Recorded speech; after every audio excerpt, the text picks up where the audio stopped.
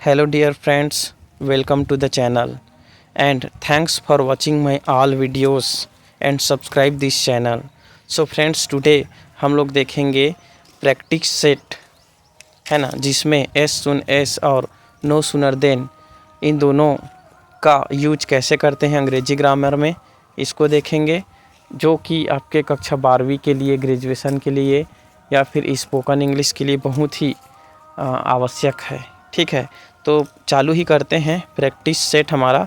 तो पहला जो दिया है आपकी स्क्रीन पर दिख रहा होगा, 2 सेंटेंस है अंग्रेजी में, इन दोनों को हमको जोड़ के बनाना है और एस सुन एस और नो सुनर देन इन दोनों का इसमें यूज करेंगे। ठीक है, तो पहला सेंटेंस है the train arrived at the platform और दूसरा सेंटेंस है ही बोर्डेड द ट्रेन। तो फ्रेंड्स, सबसे पहले इसका मीनिंग देखते हैं क्या है हिंदी में। The train arrived at the platform, इसका मीनिंग होगा ट्रेन प्लेटफार्म पर पहुंच गई। यह एक सिंपल पास्ट का टेंस है कि बता रहा है कि ट्रेन प्लेटफार्म पर पहुंच गई। और दूसरा सेंटेंस क्या है अंग्रेजी में, ही बोर्डेड द ट्रेन, जिसका हिंदी में क्या अर्थ होगा, वह ट्रेन में चढ़ गया। ये भी आपका सिंपल पास्ट का टेंस है। ठीक है, तो इन दोनों को जोड़ने से पहले एक बार हिंदी में जोड़कर देखते हैं कि क्या हो सकता है। जैसे ही ट्रेन प्लेटफार्म पर पहुंची, वह ट्रेन में चढ़ गया। ये हो गया आपका दोनों को मिलाकर संयुक्त वाक्य। या कैसे बोल सकते हैं, ट्रेन के प्लेटफार्म पर पहुंचते ही वह ट्रेन में चढ़ गया। ट्रेन आई, प्लेटफार्म पर रुकी और वह मतलब एक आदमी क्या किया, उसमें चढ़ गया। एक काम के होने के तुरंत बाद दूसरा काम हो गया। ठीक है, एक तरीका और क्या है हिंदी में, ट्रेन प्लेटफार्म पर पहुंची ही थी कि वह ट्रेन में चढ़ गया, है ना। ट्रेन जैसे ही पहुंची, उसके पहुंचते ही वह चढ़ गया। तो 2 घटना साथ मतलब एक के बाद एक दूसरा हो रहा है तुरंत, है ना। तो इनके लिए एस सुन एस का प्रयोग करते हुए सबसे पहले इनको जोड़ के देखते हैं। ठीक है, उसके बाद नो सुनर देन से इसको जोड़ करके देखेंगे। तो ऊपर वाले को सबसे पहले लिखेंगे फ्रेंड्स, और उससे पहले हम लोग एस सुन एस को पहले जोड़ लेंगे। ठीक है, तो सबसे हमारा पहला सेंटेंस किससे चालू होगा, एस सुन एस। जैसे ही क्या जो सब्जेक्ट दिया है पहले सेंटेंस में, वही सब्जेक्ट लिखेंगे द ट्रेन। ठीक है, जैसे ही the train, as soon as the train arrived, जैसे ही ट्रेन क्या हुई, पहुँची। कहाँ पहुँची, एट द प्लेटफार्म, प्लेटफार्म पर पहुँची। तो पहला हमारा क्या होगा इस सेंटेंस का एक उपवाक्य, as soon as the train arrived at the platform, जैसे ही ट्रेन प्लेटफार्म पर पहुंची। फिर दूसरा सेंटेंस को हूबहू लिख देंगे, ही बोर्डेड द ट्रेन, वह ट्रेन में चढ़ गया। तो इस प्रकार से क्या होगा, S soon as the train arrived at the platform, he boarded the train. Friends, ये तो हो गया आपका दोनों कंपाउंड सेंटेंस मिला करके। आप देख सकते हैं नीचे जो लिखा है ही बोर्डेड द ट्रेन, इसमें संयुक्त वाक्य बनाते समय द ट्रेन के जगह में इट लिख सकते हैं। ठीक है, मतलब हिंदी में क्या सेंस होगा कि जैसे ही ट्रेन प्लेटफार्म पर पहुंची, वह इसमें चढ़ गया, है ना।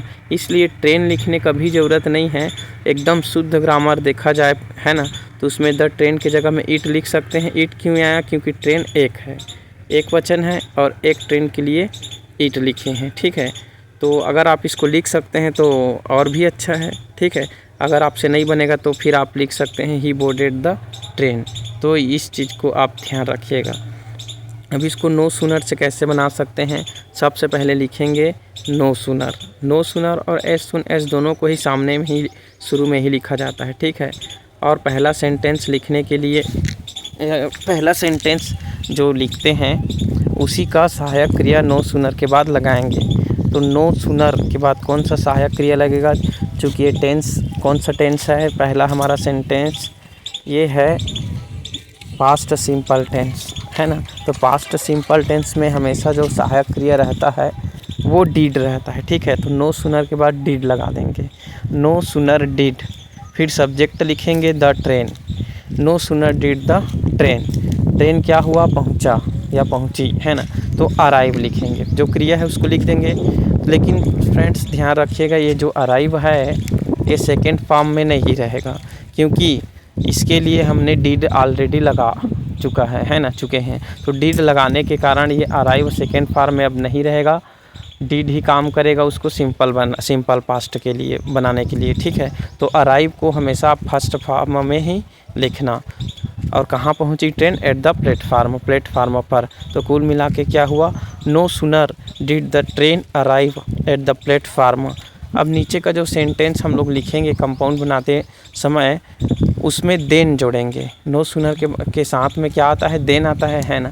तो दूसरा सेंटेंस लिखने के पहले उसकी शुरुआत में क्या लिखेंगे? देन। तो क्या हो जाएगा? देन ही बोर्डेड इट, वह इस पर चढ़ गया। तो जैसे ही ट्रेन प्लेटफार्म पर पहुंची वह इस पर चढ़ गया। अगर आपसे इट नहीं बनेगा तो आप द ट्रेन लिख सकते हैं, ही बोर्डेड द ट्रेन, ठीक है।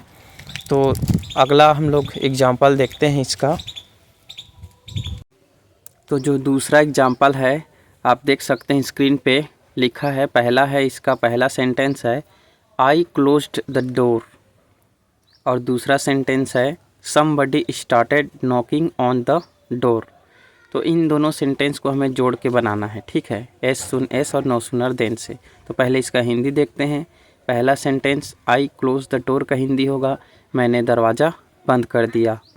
और दूसरा sentence somebody started knocking on the door, इसका हिंदी होगा किसी ने दरवाज़ा खटखटाना शुरू कर दिया। तो इन दोनों को जब जोड़ के बनाएंगे तो कैसे बन सकता है? जैसे ही मैंने दरवाज़ा बंद किया किसी ने इसे खटखटाना शुरू कर दिया, या मैंने दरवाज़ा बंद किया ही था कि किसी ने इसको खटखटाना शुरू कर दिया। तो आइए फ्रेंड्स इसको इंग्लिश में जोड़कर कंपाउंड सेंटेंस बनाते हैं। पहले एस सुन एस से।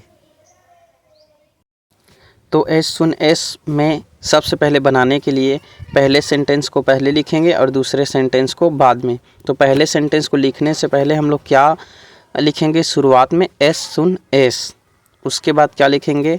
सब्जेक्ट हमारा क्या है? आई को लिख देंगे। उसके बाद जो क्रिया है उसको लिखेंगे क्लोज्ड, ठीक है, जैसा है वैसा लिख देंगे क्लोज्ड। फिर उसके बाद ऑब्जेक्ट लिखेंगे। ऑब्जेक्ट क्या है? The door. तो टोटल क्या होगा? S soon S I closed the door. उसके बाद नीचे का जो सेंटेंस है फ्रेंड्स उसको सेम टू सेम लिख देंगे। मतलब क्या लिखेंगे? Somebody started knocking on the door. लेकिन आप ध्यान रखना है ऑन द डोर की जगह में आप इट लिखिए तो ज़्यादा बेटर रहेगा। द डोर की जगह में क्या लिखेंगे? इट लिखेंगे। मतलब somebody started knocking on it, Hindi में क्या होगा?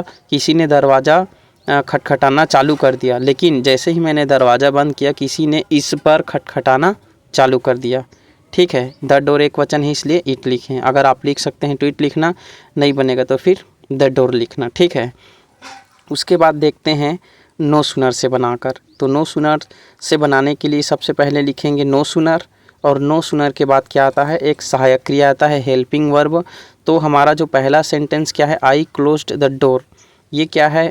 है ना, पास्ट सिंपल टेंस में। तो इसमें देख सकते हैं क्लोज्ड पहचान है इसका पास्ट सिंपल टेंस का। तो इसके लिए सहायक क्रिया डिड आता है फ्रेंड्स, ठीक है। तो डिड लिख लेंगे। उसके बाद सब्जेक्ट लिखेंगे जो कि आई है। उसके बाद क्लोज लिखेंगे, ठीक है। ये इस क्लोज का जो सेकेंड फॉर्म है उसका काम ये डिड कर रहा है, ठीक है, इसलिए क्लोज लिखेंगे। उसके बाद द डोर लिखेंगे जो कि हमारा ऑब्जेक्ट है। तो हो गया क्या? No sooner did I close the door, जैसे ही मैंने दरवाज़ा बंद किया। देन उसके बाद क्या आएगा? देन फिर जो सेंटेंस है उसको हूबहू लिख देंगे। Then somebody started knocking on it, ये द डोर की जगह में इट लिखें, ठीक है। किसी ने इस दरवाजे को खटखटाना चालू कर दिया, तो इसे के लिए इट लिखें, ठीक है। आप चाहो तो इट के जगह में द डोर लिख सकते हैं। तो ये रहा सेंटेंस आपका कंपाउंड सेंटेंस। फिर देखते हैं तीसरा एग्जाम्पल। तीसरा एग्जाम्पल में भी दो सेंटेंस लिए हैं अंग्रेजी में। पहला है द सन राइजेस और दूसरा है द डार्कनेस डिसअपियर्स। तो दोनों का हिंदी में क्या होगा? पहले सेंटेंस का द सन राइजेस का सूरज उगता है, और दूसरे वाले द डार्कनेस डिसअपियर्स का हिंदी क्या होगा? अंधकार मिट जाता है। तो इन दोनों को अगर जोड़ के देखें हिंदी में तो कैसे बनाया जा सकता है? जैसे ही सूरज उगता है अंधकार मिट जाता है, मतलब सूर्य उगते ही अंधकार मिट जाता है, या सूरज के उगते ही अंधकार मिट जाता है। तो ये हिंदी में रहा फ्रेंड्स। अब इसको एस सुन एस से बना के देखते हैं। तो एस सुन एस में बनाने के लिए सबसे पहले सेंटेंस द सन राइजेस को लिख लेंगे और उससे पहले एस सुन एस लगा देंगे। मतलब as soon as the sun rises, जैसे सूर्य उगता है। उसके बाद दूसरा सेंटेंस को लिख देंगे द डार्कनेस डिसअपियर्स। तो आपका ये बन जाएगा एस सुन एस से as soon as the sun rises the darkness disappears. ठीक है, जैसे ही सूर्य उगता है अंधेरा गायब हो जाता है या मिट जाता है। अब इसको नो सुनर से कैसे बनाएंगे? सबसे पहले नो सुनर लिखेंगे, उसके बाद जो पहला सेंटेंस द सन राइजेस, इसका जो सहायक क्रिया है वो नो सुनर के बाद लगाएंगे। तो देखिए पहला सेंटेंस द सन राइजेस में सहायक क्रिया क्या होगा? डज होगा, क्योंकि यह प्रेजेंट सिंपल टेंस का वाक्य है। ठीक है, तो राइजेस इसका पहचान है, आप देख सकते हैं फ्रेंड्स। इसी से आप पहचान कर लिखेंगे डस। ठीक है, तो नो सुनर के बाद क्या आ जाएगा? डस। उसके बाद ये जो द सन लिखा है इसको लिखेंगे सब्जेक्ट को। उसके बाद क्या लिखेंगे? राइजेस, क्रिया से राइज लिखेंगे। और यहाँ क्रिया का पहला रूप रहेगा राइजेस नहीं रहेगा, राइज रहेगा, क्योंकि इस राइज का जो टेंस है वो ये डस बना रहा है। ठीक है, डस पहचान दे रहा है कि ये प्रेजेंट सिंपल का टेंस है। ठीक है, तो कुल मिलाकर क्या हुआ? No sooner does the sun rise. उसके बाद देन लिखेंगे और देन लगाकर ये जो दूसरा सेंटेंस है इसको पूरा लिख देंगे हूबहू। तो क्या हो जाएगा? Then the darkness disappears. तो कुल मिला के क्या होगा? No sooner does the sun rise then the darkness disappears. तो ये रहा आपका तीसरा सेंटेंस। इसके बाद देखते हैं फ्रेंड्स चौथा सेंटेंस। चौथा सेंटेंस में दो एग्जाम्पल है फ्रेंड्स, जिसमें से पहला है I had completed my work. ये आपका पास्ट परफेक्ट टेंस का उदाहरण है। इसका अर्थ होगा मैंने अपना काम कंप्लीट कर लिया था, पूरा कर लिया था। और दूसरा सेंटेंस क्या है? ही gave me a new work, उसने मुझे एक नया काम दिया। तो इसका नो सुनर से बनाएंगे, क्योंकि ये सुन एस से हम जब बनाते हैं तो वो पास्ट सिंपल में दिया रहता है तो बनाते हैं, वो कंडीशनल रहता है फ्रेंड्स, ध्यान रखिएगा। और सिंपल प्रेजेंट रहता है तो भी एस सुन एस से बनाते हैं, साथ में नो सुनर से भी बनाते हैं। लेकिन अगर आपका पास्ट परफेक्ट दिया है तो आपका एग्ज़ाम में नो सुनर से बनाने के लिए दिया जाता है, तो नो सुनर से ही बनाते हैं। ठीक है, तो सबसे पहले इसको हिंदी में देख लेते हैं इसका क्या होगा। कि जैसे ही मैंने काम अपना कंप्लीट किया उसने मुझे एक नया काम दे दिया, या मेरा काम कंप्लीट करते ही मैंने अपना काम कंप्लीट किया ही था, पूरा किया ही था कि उसने मुझे एक नया काम दे दिया। तो इसको नो सुनर से कैसे बनाएंगे? सबसे पहले नो सुनर लिखेंगे, उसके बाद सहायक क्रिया क्या डालेंगे? हैड डालेंगे। फ्रेंड्स यहाँ हैड ऑलरेडी सहायक क्रिया दिया हुआ है, इसलिए हमें दिमाग लगाने का ज़रूरत नहीं है, हैड ही आएगा। उसके बाद सब्जेक्ट तो आई है हमारा, तो आई लिख देंगे। और वर्ब में भी सेम टू सेम रहेगा, कंप्लीटेड रहेगा, क्योंकि हैड के साथ हमेशा वर्ब का तीसरा रूप आता है, ये आप ध्यान रखिएगा। ठीक है, अगर वर्ब है तो ठीक है, मतलब पास्ट अगर परफेक्ट टेंस है तो ठीक है।